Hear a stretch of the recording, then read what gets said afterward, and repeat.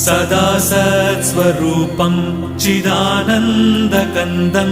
जगत्सम्भवस्थानसंहारहेतुं स्वभक्तेच्छया मानुषं दर्शयन्तं नमामीश्वरं सद्गुरुं साईनाथं नमामीश्वरं सद्गुरुं साईनाथं